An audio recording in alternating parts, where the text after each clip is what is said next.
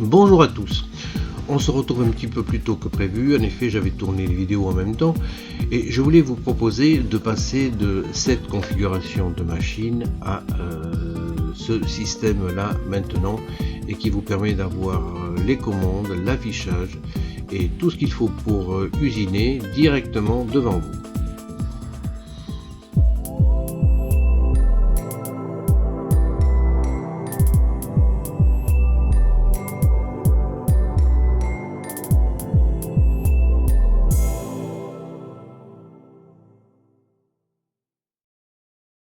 On peut brancher plein d'accessoires sur la Blackbox, dont notamment cette interface de contrôle.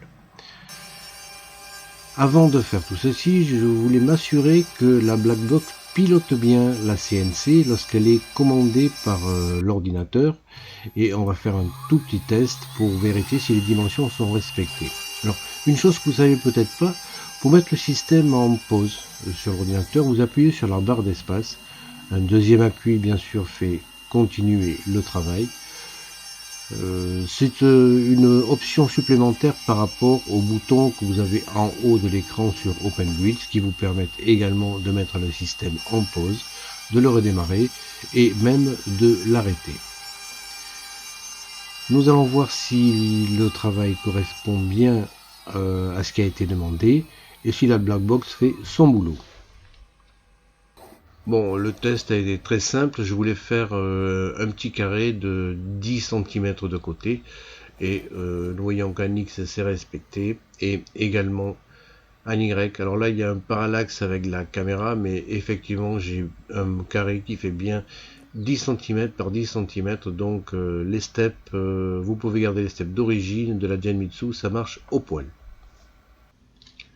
J'ai un bon fini, une bonne gravure sur toutes les parties, bon c'est impeccable. Un rapide déballage, alors je me suis procuré l'interface chez Konicon.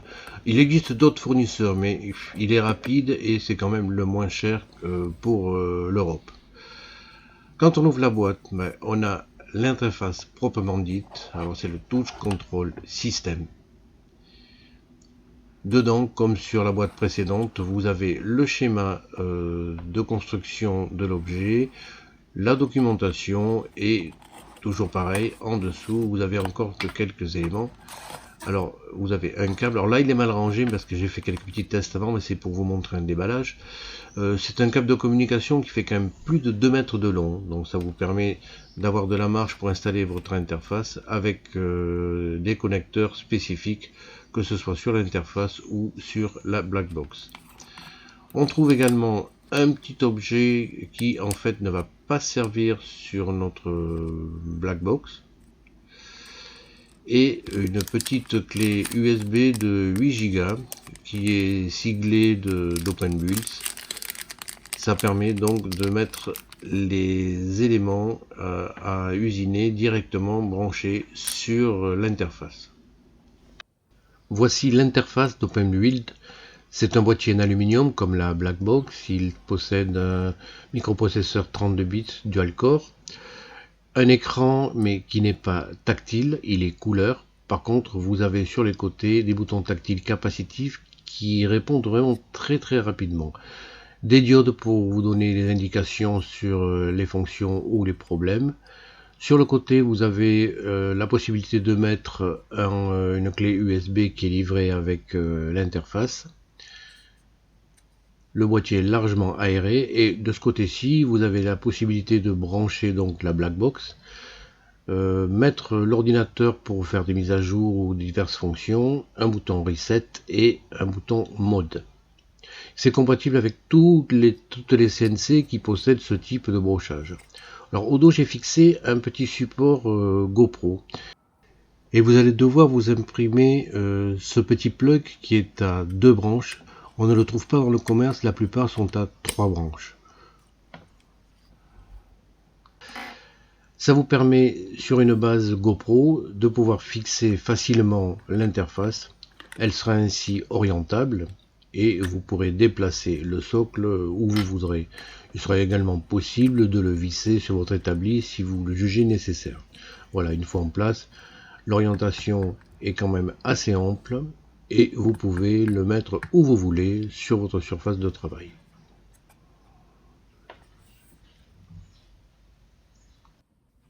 Bon, on n'a plus besoin maintenant du cordon USB pour relier la CNC à l'ordinateur. A noter que vous pouvez laisser la prise branchée sur la Blackbox, mais vous ne pouvez pas connecter les deux câbles en même temps. L'interface se positionne n'importe où, elle est livrée avec un câble qui est vraiment très long. Vous pouvez donc la mettre où bon vous semble sur votre surface de travail. Du côté de l'interface, vous avez le branchement avec un clip. Et du côté de la Blackbox, veillez à ce que les inscriptions soient positionnées vers le haut. Vous le mettez en place sur la sortie auxiliaire. Toujours pareil, on regarde la documentation qui est disponible sur Internet pour l'interface. Il va y avoir une préparation à prévoir. Il faut regarder le numéro de série de votre Blackbox. Actuellement, le magasin où je me la suis procuré vend des Blackbox 2.10, ce qui fait qu'il n'y a aucune modification à prévoir. Sinon, il faudra mettre la petite pièce qu'il y avait dans le boîtier à un emplacement précis et il faudra bouger quelques switches. Mais à partir de la version 2.8, vous voyez qu'il n'est pas nécessaire de faire des modifications. Bon, ça c'est déjà une bonne chose. Il va falloir ensuite voir comment la connecter. On vient de le voir en vidéo. C'est le port auxiliaire 1 qui est utilisé sur la Blackbox pour connecter votre interface. Un Wi-Fi setup. Cette interface en effet se connecte par Wi-Fi pour les mises à jour notamment. Et c'est très bien indiqué dans la documentation. Il y a plusieurs façons de la mettre à jour. Le branchement de la clé USB. Alors la clé USB, il est nécessaire dans OpenBuild de lancer un wizard pour que certains fichiers soient copiés sur la clé avant de l'insérer dans l'interface. C'est très bien expliqué dans la documentation. Il n'y a aucun problème. Une fois ceci fait, vous la mettez en place et on est prêt à démarrer. Alors cette interface, hormis le fait qu'elle vous dispense d'ordinateur, vous permet de démarrer très rapidement tout travail de fraisage avec votre CNC. Vous appuyez sur le bouton marche arrêt, ça allume et la Blackbox et également l'interface. Le firmware étant 1.51, c'est le dernier actuellement, il est régulièrement mis à jour. Voilà, en quelques secondes, vous êtes prêt à travailler. Sur l'écran, on va voir un petit peu en détail. Vous avez des voyants qui disent que le Wi-Fi est connecté, que votre clé USB est connectée et que ça aux clignote, ça veut dire que ça communique bien avec la Blackbox. Le port USB, vous voyez, est débranché. En haut de l'écran, une fois le paramétrage fait, vous avez l'adresse internet qui vous permet d'accéder à l'interface. Ensuite, tous les boutons qui sont disponibles dans cette configuration d'écran ont un liseré vert. Vous voyez que celui-ci, par exemple en grisé, n'est pas autorisé dans cette configuration. On va appuyer sur Home All. Alors les boutons sont très réactifs, à peine on les touche et vraiment la réponse est instantanée. Et vous voyez que la position Home se réalise sans problème. Il est possible de déplacer les axes et vous pouvez modifier le jog speed, la vitesse de déplacement de ceci. Je vous montre là en le mettant à 75%, on repasse à 100%, c'est plus rapide, enfin c'est pas très net sur la vidéo, mais vous pouvez le régler. Par contre, vous ne pouvez pas aller au-dessus de 100%, il est bloqué. Le bouton, même s'il apparaît en vert, ne vous permet pas d'aller plus haut. Par contre, vous pouvez le ralentir énormément. Vous voyez avec quelle rapidité les boutons répondent. En plus, le fait qu'il soit plat comme ça évite l'amoncellement de poussière. Bon. Ensuite, vous avez la possibilité de mettre le work 0, votre 0 de travail, en mettant le 0 X, Y, Z, ou X, ou Y, ou Z, au choix. À chaque fois, vous validez, ou alors vous annulez l'opération en cours. Les flèches vous permettent de vous déplacer dans les différentes lignes pour mettre la position de travail à 0. Vous pouvez, une fois que vous avez déterminé votre XY0, aller sur ce point-là qui sera mémorisé tout le temps, même si vous éteignez la machine. Un bouton intéressant, c'est le bouton de Tool. Alors vous pouvez faire le probe. Il vous est demandé d'abord la largeur de votre, le diamètre de votre fraise avec laquelle vous faites le probe. Alors vous avez les d'inch et les millimètres. Et vous pouvez faire un probe en X, Y ou Z0 ou les trois en même temps en respectant les recommandations qu'on a déjà vues précédemment dans le logiciel OpenBuild. Alors c'est ce qui m'intéresse quand même avec cette interface, c'est qu'on n'est pas du tout bloqué. Toutes les opérations que vous pouviez faire avec l'ordinateur, vous pouvez également les faire avec l'interface. On peut tester de mettre la broche en marche et l'arrêter. Quand on la met en marche, elle se met en marche à 100%. Vous avez ensuite même la possibilité de charger un GBR, un profil que vous avez fait si vous avez plusieurs machines, mais vous pouvez également l'éditer. Alors quand vous avez une valeur numérique, il vous est proposé de l'augmenter de 0,1 à 100 et de le diminuer également si la valeur que vous avez on-off, le fait de cliquer sur OK, fait changer cette valeur. Et c'est instantanément enregistré dans l'interface. Enfin, dans la black box, plus exactement. L'autre possibilité, c'est la configuration de cette interface. Alors, vous pouvez modifier la clarté de votre écran, les LED plus ou moins puissantes. Vous pouvez faire en sorte que chaque fois que vous appuyez sur un bouton, ça fasse un bip, et il y a un petit retour haptique également. Les unités et le Wi-Fi que vous pouvez relancer. Enfin, dernière chose, vous pouvez lancer Update Firmware, mais là, si on le lance, comme c'est la dernière version, ça va se connecter, mais rien ne se passe. Voilà, on a vu un petit peu tout ce que vous pouvez faire cette interface. Vous pouvez donc, à l'aide de ce simple écran, piloter complètement votre machine. Notamment, on peut charger un fichier qu'il y a sur la carte, et lorsque vous l'avez chargé, il vous suffit d'appuyer sur le bouton pour lancer l'usinage instantanément.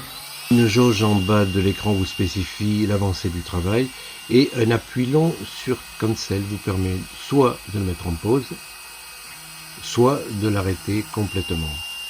Alors c'est pas spécifié, mais laissez le doigt pour faire vraiment un appui long. Voilà, on peut maintenant tout faire avec cette interface, plus besoin d'ordi. Sur la première ligne en haut de l'écran de votre interface, il y a l'adresse de connexion Wi-Fi. Si vous vous connectez sur cette même adresse, vous avez la possibilité à distance de télécharger sur la clé USB qui est fixée à l'interface n'importe quel fichier. Alors vous faites votre dessin avec VCarve ou autre et vous pouvez ensuite le mettre sur ce bouton pour qu'il soit automatiquement enregistré sur la carte qui est connectée à votre interface. Alors c'est pratique, vous faites votre dessin sous VCarve et vous le faites glisser dessus, c'est quand même un gros plus.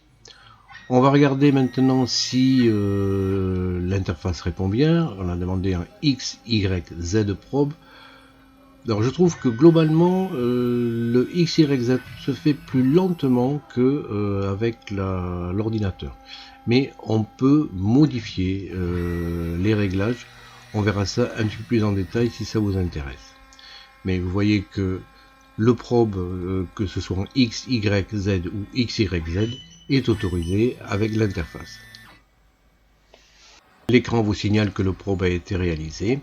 Notez au passage l'adresse Wi-Fi en haut de l'écran, vous voyez. On va tester rapidement pour voir si un usinage peut se faire sans aucune intervention de l'ordinateur. Vous téléchargez un fichier et le bouton apparaît en bas en vert. On va lancer maintenant celui-ci. Ma foi, ça a l'air de se passer correctement. Donc vous voyez, alors cette interface, bon, ça a un coût, d'accord, mais ça vous permet quand même d'avoir tout sous la main. Ça vous permet de vous passer d'ordinateur et surtout, c'est que votre usinage peut être démarré très rapidement. Une fois que vous avez téléchargé votre fichier, soit sur la clé USB, soit par Wi-Fi, vous pouvez tout de suite travailler. On va arrêter le travail. Vous voyez, le bouton marche arrêt, donc fonctionne parfaitement. On va voir quand même peut-être pour mettre un bouton d'arrêt d'urgence supplémentaire. Voilà, le travail est réalisé et il est bien fait. Bon, ben on a branché un fil supplémentaire, vous voyez le fil aux qui est connecté. Maintenant il va peut-être falloir voir les autres connexions. Alors vous avez le fil aux, l'alimentation, le câble USB et en dessous le câble pour le moteur. Mais vous voyez qu'il en reste encore et c'est ce qu'on va voir dans les prochaines vidéos.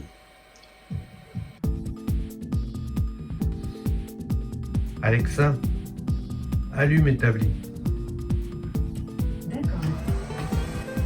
Bon, ce petit clin d'œil juste pour vous montrer qu'avec une prise domotisée, vous pouvez allumer complètement votre système, que ce soit la black box, l'interface qui s'initialise et la broche qui est prête à tourner, on le voit en haut à droite. Maintenant, on va voir qu'est-ce qu'on peut encore brancher sur cette black box, parce que vraiment ce petit boîtier m'intéresse. Et puis on va reprendre aussi le mélaminé que j'avais dû arrêter vu que j'avais détruit le contrôleur original. Bon, voilà, pas mal de choses à voir ensemble et je vous dis, si vous le voulez bien, à la prochaine.